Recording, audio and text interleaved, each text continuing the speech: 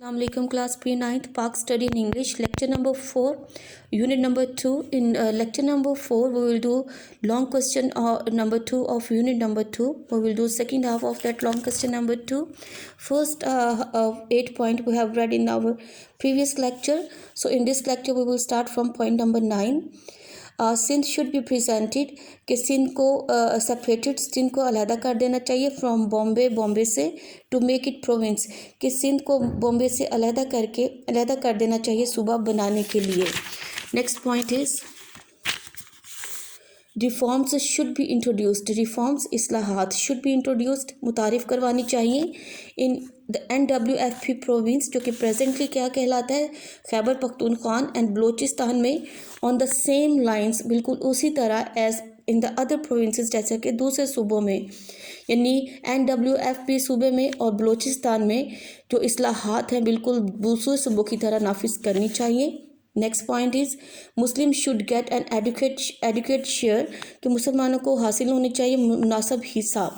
In all the government और services, तमाम सरकारी मुलाजमतों में, with due regard to their eligibility and proportion, eligibility अहलियत के मुताबिक एंड प्रोपोर्शन और तनासब के मुताबिक, कि जितनी भी सरकारी मुलाजमतें हैं उनमें मुसलमानों को अपनी अहलियत और तनासब के मुताबिक मुनासिब हिस्सा जो है सरकारी मुलाजमतों में मिलना चाहिए. नेक्स्ट पॉइंट नंबर 12,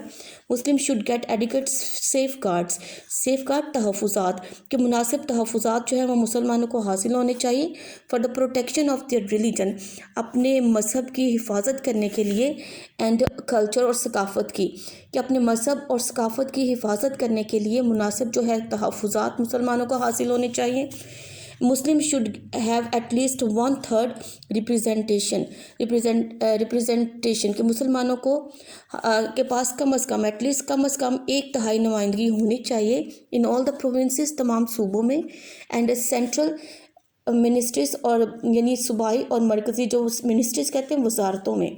कि जो सूबाई और मरकज़ी वजारतें हैं उनमें मुसलमानों की कम अज़ कम 1/3 नुमाइंदगी होनी चाहिए. Number 14 point, no changes should be made, कि कोई भी ऐसी तब्दीली नहीं करनी चाहिए इन द कॉन्स्टिट्यूशन आइन में विदाउट द